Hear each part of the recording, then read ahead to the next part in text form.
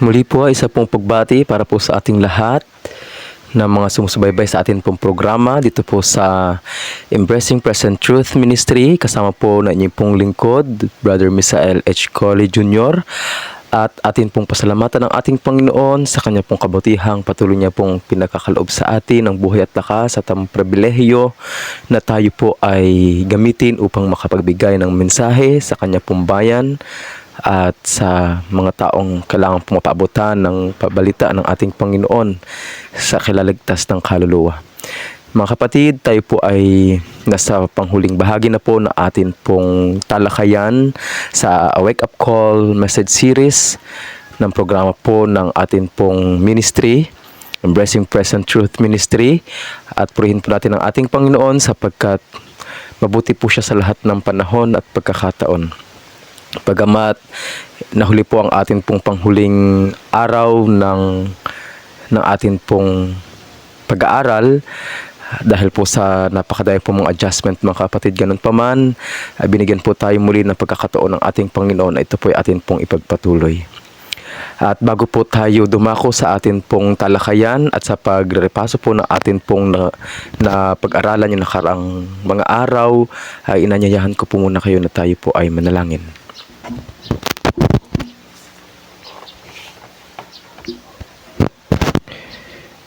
Banal po naming Amang nasa langit, patuloy kaming lumalapit, Ama, na may pagpapakumbabang puso sa iyong banal at dakilang harapan upang patuloy na humingi naman ng paggabay ng iyong banal na Espiritu sa aming pong pag-aaral ng iyong salita sa huling bahagi po ng amin pong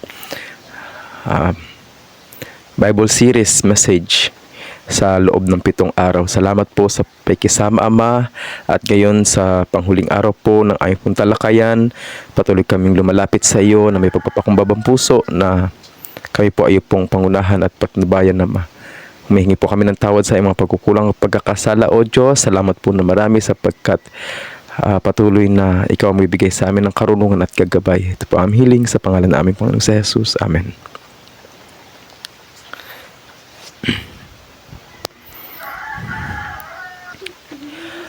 Atin pong natalakay mga kapatid, ang huli po nating tinalakay sa pang-anim na araw po ng atin pong pag-aaral ang may kinalaman po sa spiritual dryness. Kung tayo po ba ngayon ay nakaranas ng pagkatuyo sa ating pong spiritual, nais po ng ating Panginoon ay tayo po ay mabuhay. At tayo po ay nagbigay doon ng 3 mga pangunahing bagay kung bakit po nagkakaroon ng tagtuyot. Siyempre, pagka wala pong ulan, wala pong tubig, at magkakaroon po ng pagkatuyo. At siyempre, doon din po sa isang bahagi na ang sanga na nahiwalay sa puno ay nagkakaroon din po ng pagkatuyo. At ito po ay naghihintay sa pagkasunog. Ganon din po sa mangyayari sa huling panahon na gusto ng Panginoon na tayo po ay manatili sa Kanya bilang siya po ang puno at tayo po ang mga sanga upang tayo po ay patuloy na nagbubunga. Ay, ganon din po ang gusto ng Panginoon sa atin mga kapatid. Siyempre, ganon din yung namatay na tao. Nakita po natin na kung papaanong natuyo ang mga buto. Subalit, gusto ng Panginoon na tayo po ay magkaroon ng buhay. Kahit namatay na ang atin pong spiritual, gusto pa rin po ng Panginoon na tayo po ay ma-revive.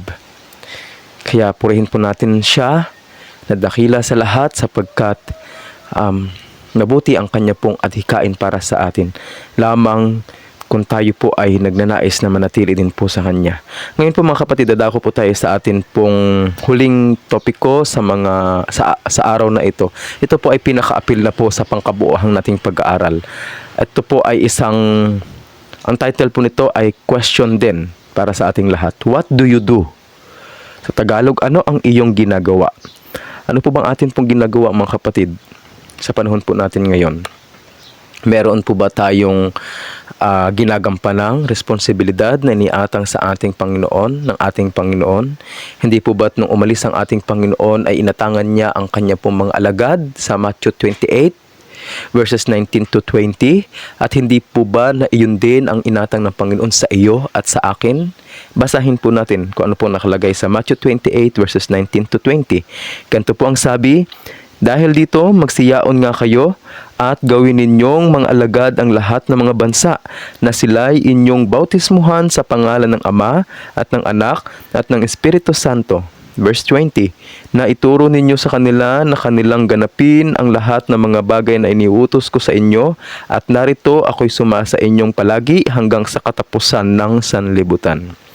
Malinaw po ang pangako ng ating Panginoon na kung tayo po ay tutugon sa kung ano po iniatang niya sa atin, ang tawag po dito natin ay The Great Commission.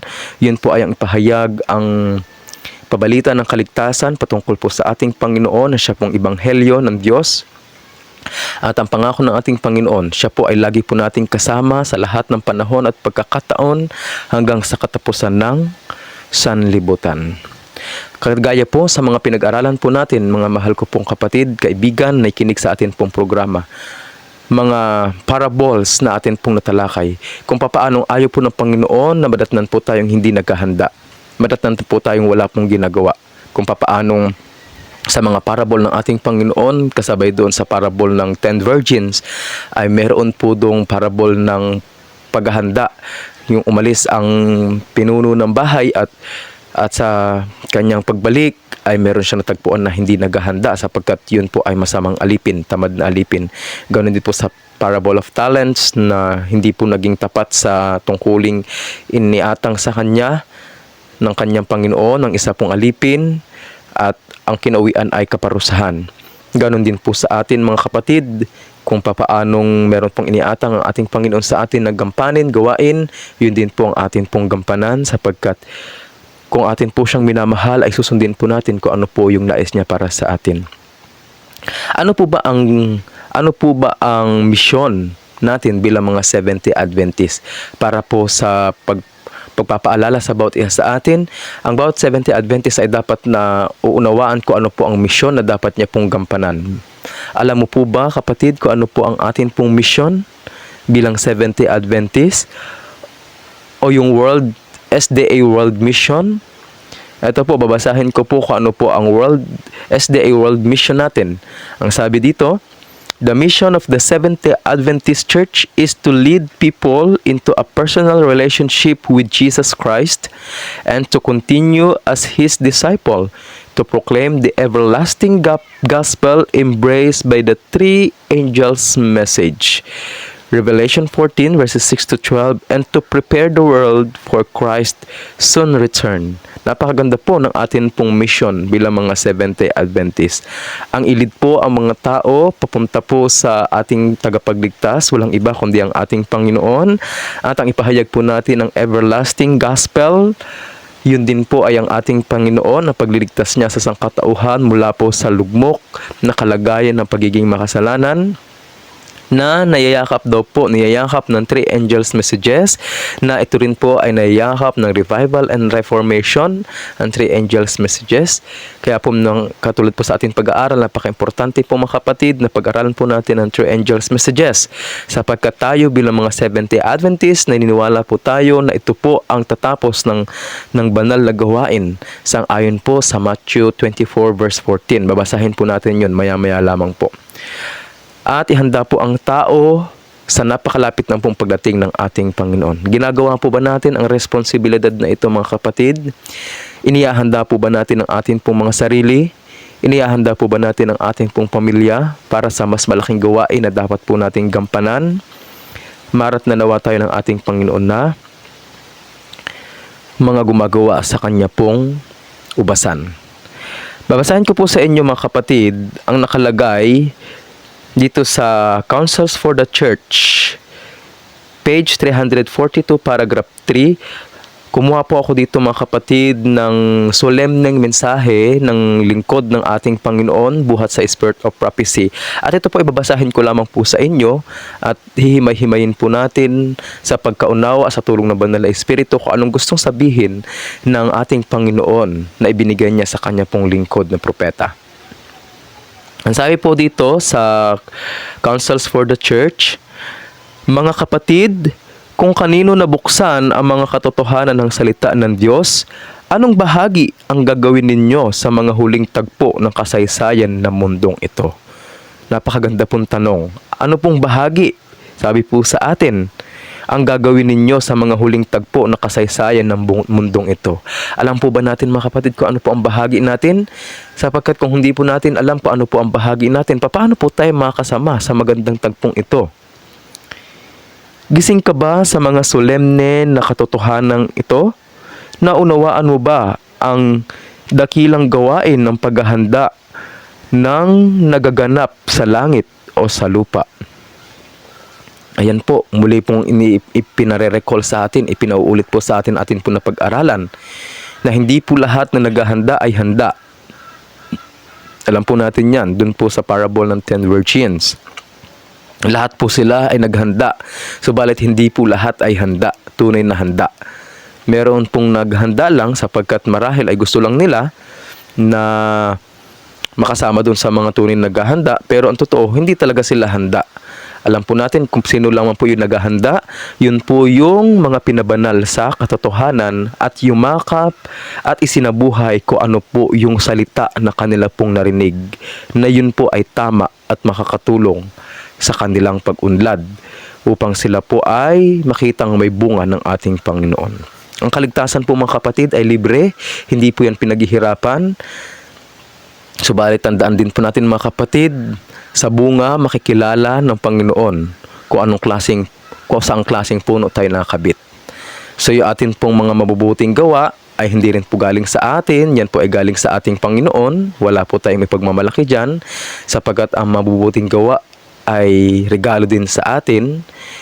Kung wala naman din po tayo mabubuting gawa, ay hindi rin po tayo pwedeng dalahin ng ating Panginoon sa langit, sapagkat hindi po tayo pinabanal sa katotohanan kung wala po magiging mabubuting gawa.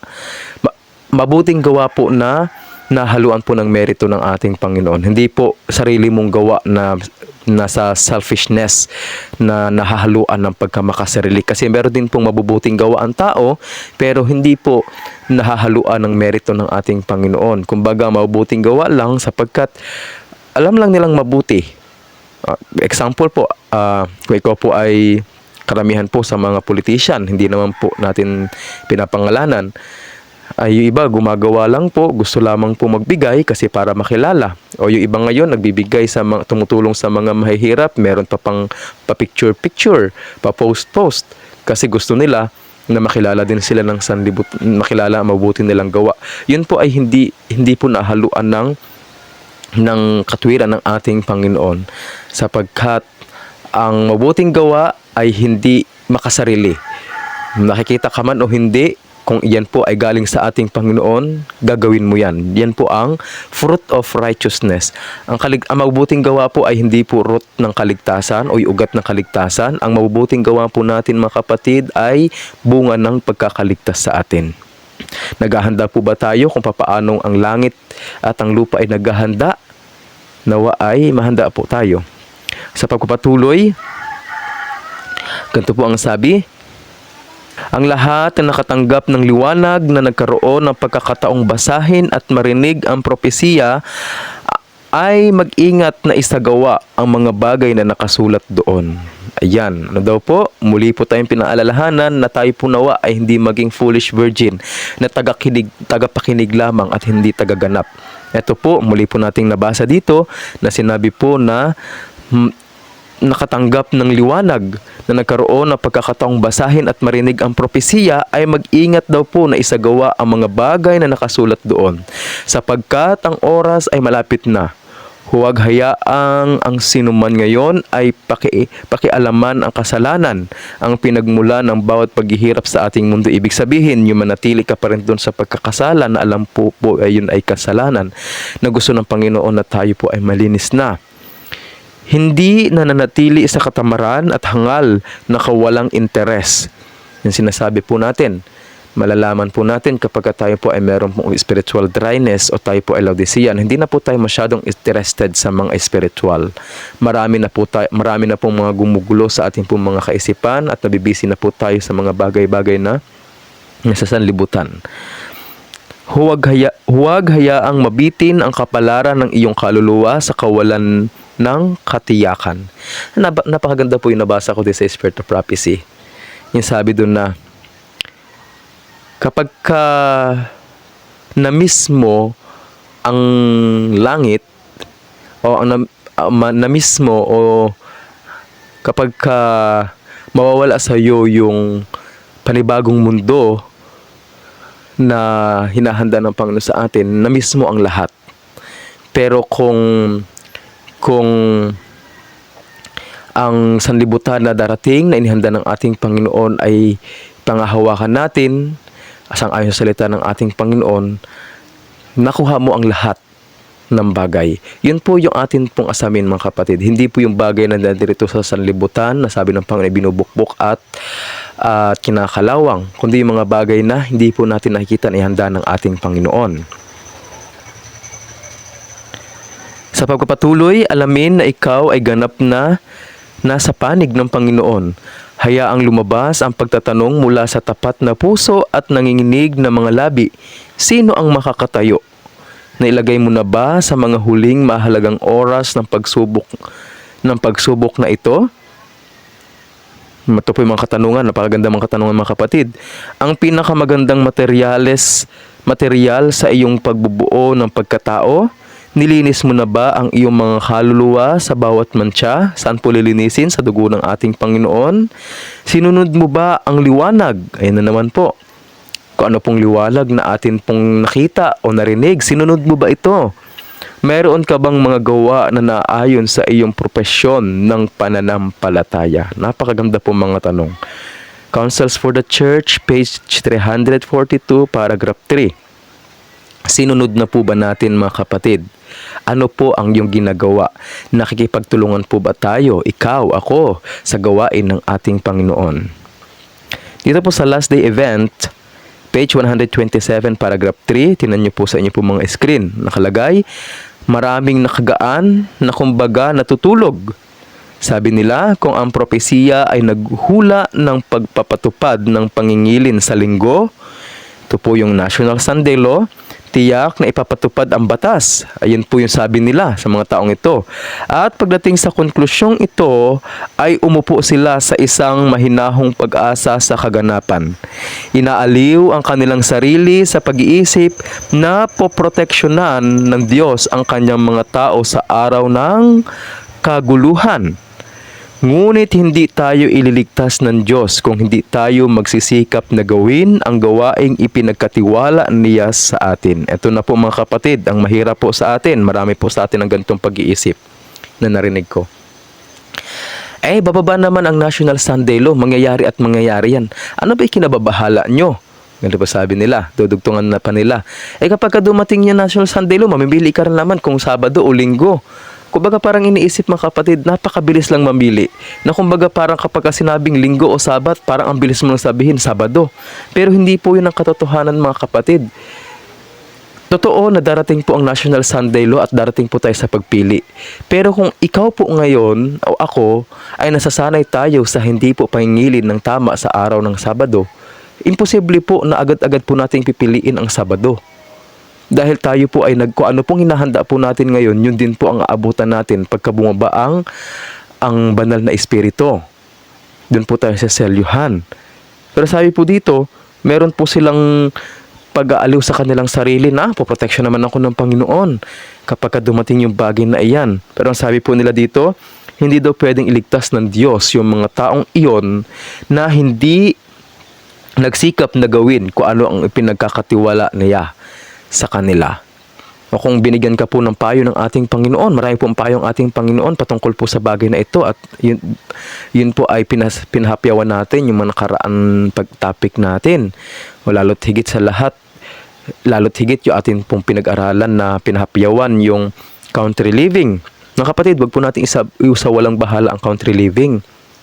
Kasi paghahanda po natin yan sa kung ano po yung malaking crisis na darating. Pagdating po sa no buying and no selling at spiritual crisis. Kaya po mga kapatid, importante ang bagay na ito. Ang tanong, naghanda ka na po ba? Meron ka na po bang inihanda? O yan po magiging question dyan. Dito po sa Review and Herald, Extra, December 24, 1889, nababasa rin po natin sa Last Day Events 127, paragraph 4, kadugtong po sa binasa natin. Sabi dito, Bilang tapat na mga bantay, dapat mong makita ang tabak na dumarating at magbigay ng babala. Yung mga tapat na bantay, sapagkat meron din po mga bantay na mga natutulog, sangayon po sa mga binasa po natin sa mga nakaraan. Sa aklat ng banal na kasulatan, nagsabi din, may mga bantay na mga natutulog din, hindi tapat sa kanila pong gawain. Pero kung tunay na ikaw ay bantay, ang sabi dito, dapat mong makita ang tabak na dumarating at magbigay ng babala, na ang mga lalaki at babae ay hindi maaaring magpatuloy sa landas sa pamamagitan ng kamangmangan ng kanilang iiwasan kung alam nila ang katotohanan. Isa rin po sa nabasa ko sa Spirit of Prophecy. Opo mga kapatid, pwede po nating iwasan ang katotohanan ngayon. Pwede po natin pagbingi-bingihan ang katotohanan ngayon, na kahit na naririnig po natin. Pwede po yan. Pwede po tayong tumakbo ng tumakbo. Pwede po nating iwasan ang pana ng katotohanan. Pero ang nabasa ko po ng kasunod, ngunit hindi mo matatakasan ang pana ng kahatulan. Kapag dumating na po ang paghahatol ng ating Panginoon, yung mga katotohanang tinakbuhan at tinatakasan mo natin, yan din ang katotohanang iyaharap sa atin kung bakit tayo po ay hindi matutubos. Mabigat po ito mga kapatid, pero aking sasabihin muli, yung 5 berheng mga hangal, hindi po sila mga hypocrite o mga aktor o mga mapagkunwari. Sangayon po doon sa binasa natin, sila din po ay mga nagmamatsyag at mga naghihintay sa pagdating ng ating Panginoon. Yun nga lang, ang masaklap, hearer lang po ang mga iyon. Hindi po sila doer. Gusto lang po nila, masaya lang po sila sa truth, pero ayaw po nilang isagawa yung truth. Yun po ang sinasabi na paulit-ulit na warning para po sa ating mga binabasa. Sa pagpapatuloy, dito po sa Testimonies for the Church Volume 5, page 216, paragraph 1. Ganito rin po ang tanong sa atin ng lingkod ng Panginoon. Ano ang ginagawa ninyo mga kapatid sa dakilang gawain ng paghahanda? Ano po ang ginagawa ninyo? Natin, ang mga nakikiisa sa mundo ay tumatanggap na makumundong amag at naghahanda para sa marka ng halimaw. Ito po yung pagiging Laodicean, kalahating sanlibutan at kalahating relihiyon. Ito rin po yung Babylonia na niyakap ang gawa ng sanlibutan. Kapag sabi dito, ang nakikiisa daw po na tumanggap na yakapin ang nakiisa sa mundo ay tatanggap din po ng makamundong amag at syempre naghahanda para sa marka ng halimaw. Yaong mga walang tiwala sa sarili na nagpapakumbaba sa kanilang sarili sa harap ng Diyos at nililinis ang kanilang mga kaluluwa sa pamamagitan ng pagsunod sa mga katotohanan, sapagkat ang Jesus is the way, the truth, and the life. Siya po ang daan ng katotohanan. Naglilinis sa pamamagitan daw po ng ng pagsunod sa katotohanan. Ang mga ito ay tumanggap ng makalangit na hulma at naghahanda para sa tatak ng Diyos sa kanilang mga noo. Ibig sabihin, sila po yung mga hindi natalaban ng kung ano po ang pang-aakit ng sanlibutan, or sila po yung minsang nagliwaliw o napapunta sa sanlibutan at minahalang sanlibutan, pero naagaw po sa apoy ng ating Panginoon at naging tagasunod ng ating Panginoon. Pwede po yun. Ang importante sa atin, kung ano po yung pinakahuling desisyon sa ating buhay. Di baling minsan na po tayong naging makasanlibutan, naging Babylonia, pero ang gusto ng Panginoon, bago siya dumating o bago matapos ang kanya pong gawain sa most holy place, dapat po mga kapatid, ay naging handa na po tayo.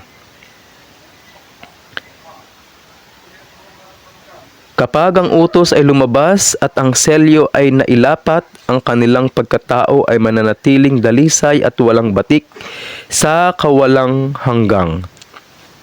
Kung tayo po mga kapatid ay masiselyuhan ng ating Panginoon, anuman po ang atin pong karakter, yun na po iyon mga kapatid. Katulad po sa atin pong napag-aralan din na hindi po babaguhin ng ating Panginoon ang ating pong mga karakter sa kanya pong ikalawang pagdating.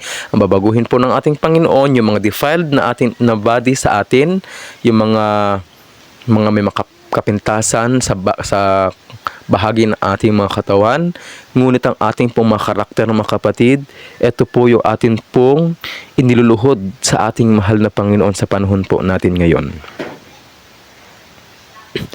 Sa pagpapatuloy sa paragraph 2, ngayon na ang oras para maghanda.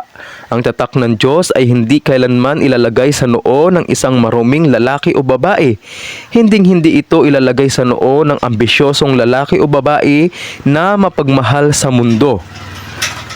Ito po yung paulit-ulit ko pong sinasabi na kapag tayo po ay makasanlibutan, isa lamang po ang atin pong iibigin.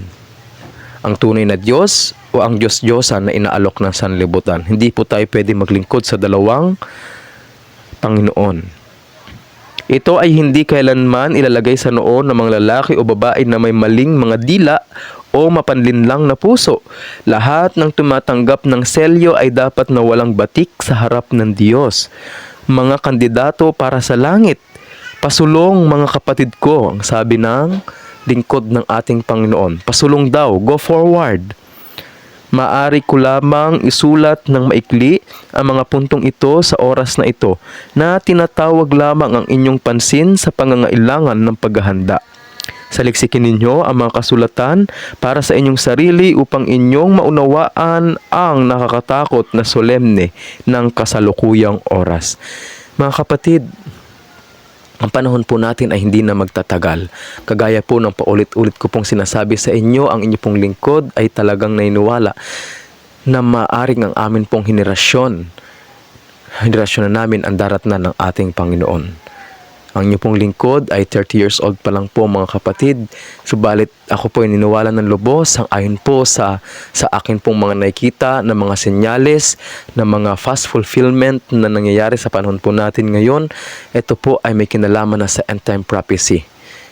Pwede po natin sabihin, noon pa man ay nangyayari na yan. Opo mga kapatid, pero hindi po ganoon katindi. Hindi katulad ngayon na talagang matindi na po ang nangyayari sa ating sanlibutan. Chaos na po. At alam po natin yun, wala na pong kapayapaan sa sanlibutan natin. Tanging sa ating Panginoon na lamang po natin matatagpuan ang tunay na kapayapaan. Sa pagpapatuloy sa ating pong pagbabasa ng sulat ng ating Panginoon sa pamamagitan ng kanya pong lingkod, ang sabi po dito sa Testimonies for the Church Volume 1, page 1619, paragraph 1, ang kaginhawaan o kapangyarihan ng Diyos ay dumarating lamang sa mga naghanda ng kanilang sarili para dito sa pamamagitan ng paggawa ng gawaing ipinag-uutos sa kanila ng Diyos. Ayan. Paulit-ulit mga kapatid, kung papansinin nyo ang atin pong pag-aaral, it's all about pagtanggap sa katotohanan o pagtanggi sa katotohanan. Di ba po? Hindi niyo po ba napansin yun? Na lagi po tayong dinadala ng Panginoon kung papaano tayo mamimili, kung pipiliin po ba natin kung ano po yung gusto ng Panginoon para sa atin, sa iyo at sa akin, o yung gusto ng atin pong sarili, yung gusto ng ating sariling pandama o yung gusto ng ating panlasa, yung atin pong pipiliin. Sa pagpapatuloy, ibig sabihin, nililinis ang kanilang sarili mula sa lahat ng karumihan ng laman at espiritu na ginagawang ganap ang kabanalan sa pagkatakot sa Diyos.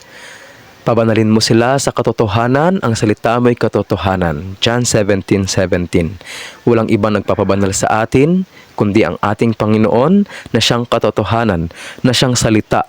Ang salita mo'y katotohanan. Mga kapatid, kung atin pong papansinin, yung mga taong ito na atin pong binasa dito sa Testimonies for the Church, ito po sila yung laging handang tumanggap sa mga katotohanan. Kaya kapag bumuhos ang banal na espiritu, handa po silang mapuno. Pero kapag tayo po ay napupuno tayo ng sarili po nating pagkaalaman, yung tinatawag na self-righteousness, yung tinatawag na meron kang sariling standard, sariling pamantayan na hindi pamantayan ng Diyos, papaano pa magkakaroon ng puwang ang banal na espiritu sa atin kung yun at yun ang nilalagay po natin sa ating mga puso at isipan? Di po ba mga mahal ko pong kapatid? Kaya ang gusto ng ating Panginoon na tayo po ay mapuno ng kaalaman ng ating Panginoon at laging mauhaw na na humingi ng bukal ng tubig ng buhay buhat sa ating Panginoon, sa ating pong tagapagligtas, ang Panginoong Hesukristo. Yan po ang gusto ng ating Panginoon, sapagkat kapag yun po ang nakita niya sa atin, nahahanda po tayo na mabuhusan ng huling ulan. Sabi po sa Christian Service, page 41, paragraph 1, ito po yung pinakahuling quotation sa Spirit of Prophecy na akin pong babasahin. Ito po ay bilang appeal po sa ating lahat sa pag-aaral po natin sa mga oras na ito. Pinakapang-appeal na po ito sa lahat po na ating pong pag-aaral. Ito po ang sabi, ito ay isang taimtim na pahayag na ginagawa ko sa simbahan, sa atin daw po iglesia, na walang isa sa 20 na ang mga pangalan ay nakatala sa mga aklat ng simbahan ay handa na isara ang kanilang kasaysayan sa lupa. Mga kapatid, hindi po ba tayo mga kapatid nababahala sa salita ng propeta ng Diyos? Ang sabi niya po dito, wala daw po sa 20 na ang pangalan ay nakasulat doon sa aklat sa iglesia natin, sa record, sa church record natin, sa mga pangalan na mga tumanggap sa ating Panginoon. Wala daw po sa 20 ang handa. Maaring yung pang 21, yun pa yung handa. Kung papaano kung halimbawa 100 ang members natin o 105 ang members natin sa church, ibig sabihin 5 lang po doon ang handa. Mga kapatid, ito po ay nakakabahala sa atin. Kailangan po natin mag-heart searching dito na, Panginoon, ako po ba ay handa? Kasama po ba ako doon o ako yung kasama doon sa mga 20 na hindi handa sa pagsasara ng history ng kanilang mga buhay sa sanlibutang ito? Sana mga kapatid, tayo po ay makasama doon sa isa na handa. O mas mainam, mas lumiit pa kung paano po si Abraham ay nakipag-bargainan sa ating Panginoon from 50 to 10. So sana Panginoon, pwede nating hilin sa Panginoon kahit isa sa 5 mahanda na. O mas mainam, lahat na handa na sa atin. Yun po sana hilingin natin sa ating Panginoon. Ang sabi, pagpapatuloy natin,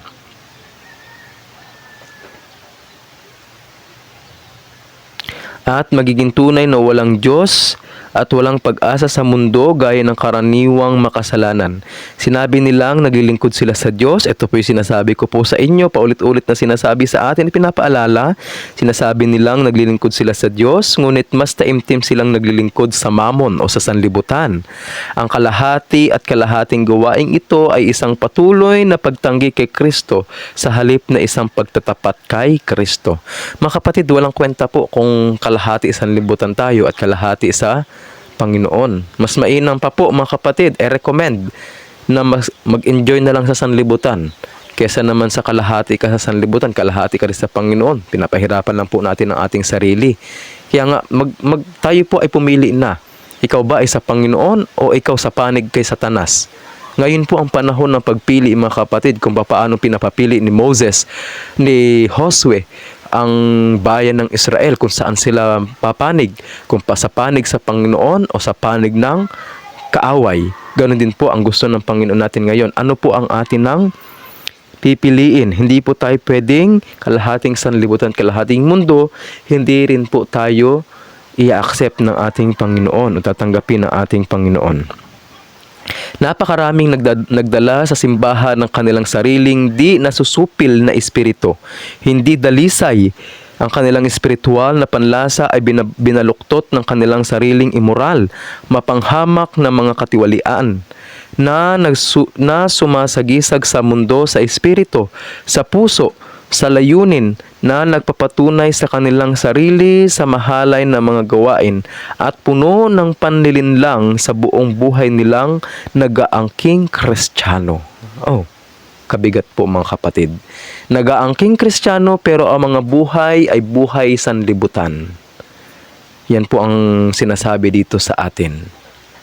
Sa pagpapatuloy po mga kapatid, ang sabi, namumuhay bilang mga makasalanan, nag-aangking Kristiyano.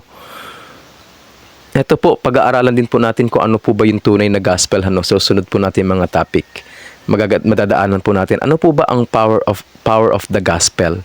Ano po ba talaga ang kapangyarihan ng ebanghelyo? Dapat po ikaw, ako bilang Seventh-day Adventist na unawaan po ito sapagkat ebanghelyo po ang daladala natin.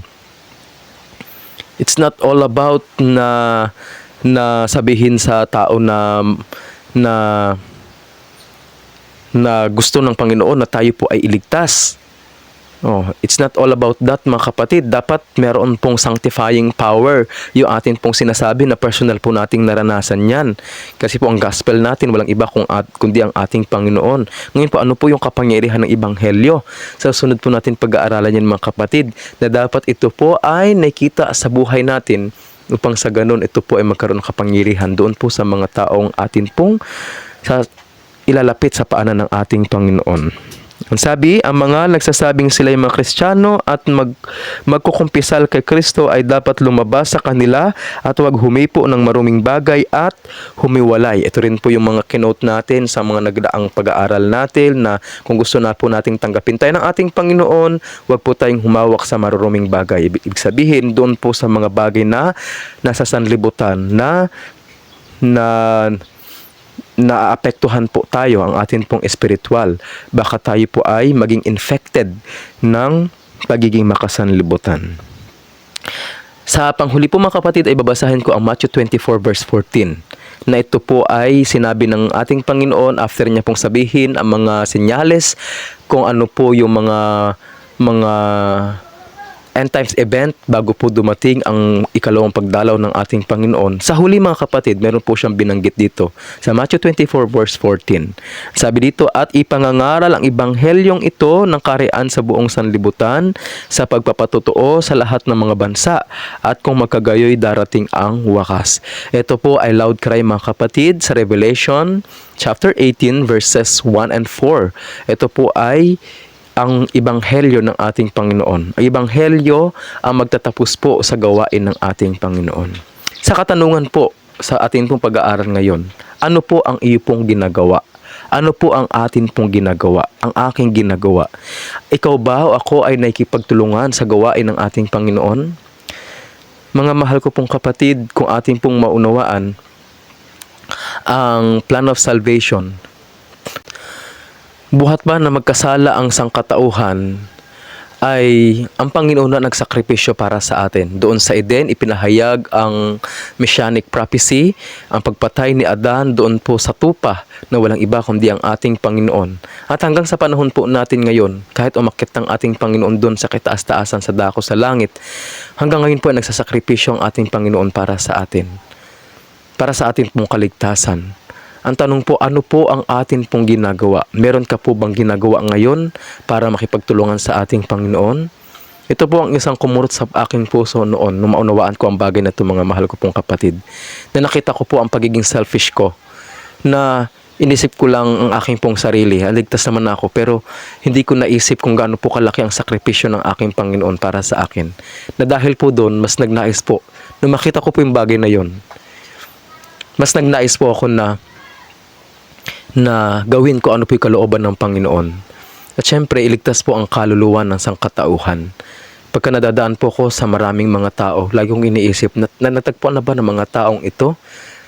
Natatanong ko po sa aking isipan, natagpuan na kaya ng mga taong ito ang ating Panginoon? Handa na kaya sila pagka dumating ang ating Panginoon? Nakarinig na kaya sila ng pabalita ng ating Panginoon? Yan po ang gawain po natin, mga kapatid. Subalit bago natin gagawin yon, alam po natin kung meron pong loud cry na darating, dapat ikaw, ako ay handa na ngayon at patuloy na naghahanda. Hayaan po ang ating Panginoon ang siya magsabi na tayo po ay handa na. Ang atin lamang pong gawin, mga mahal ko pong kapatid, ay isabuhay kung ano po ang katotohanan na atin pong tinanggap. Maging masaya po tayo, mga kapatid, sa anumang pong bagay na gusto ng Panginoon para sa atin. Sapagkat ako po ay naniniwala, wala pong bagay na gustong ipagawa ng Panginoon sa atin na hindi sukat na ikabubuti ng Kanya pong bayan. Lahat po ng Kanya pong counsel, ayun po ay para po sa atin upang tayo po ay maging handa sa Kanya pong napakalapit na pagdating. Pagpalain po ang bawat isa sa atin, mga kapatid, at nais ko po kayong ipanalangin bilang pagsasara po na atin pong pag-aaral na ito. Salamat po sa inyo pong pakikinig at sa pagpapatuloy pa po ng programang ito. Manatili po kayong nakatutok at magbahagi sa anuman pong mga mabuting salita patungkol po sa banal na kasulatan na inyo pong naririnig. Tayo po'y manalangin.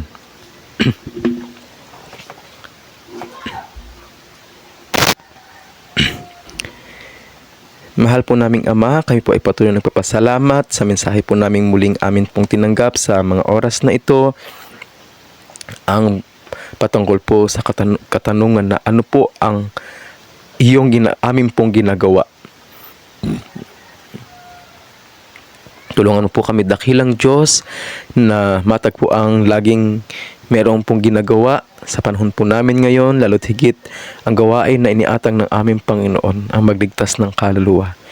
Kaya akin pong dalangin, ako, kasama na ay pong sambahayan at ang lahat po na nakakarinig na mensaheng ito na nabuksan ng kanilang pong mga puso, sila din po nawa Ama ay maghanda at maihanda rin ang mga tao sa pagdating ng aming Panginoon.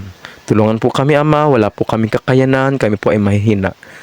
Ang anuman pong bagay na meron kami ay hindi po galing ito sa amin Ama. Ito po ay regalo ng aming Panginoon, kung kaya't wala po kami pagmamalaki.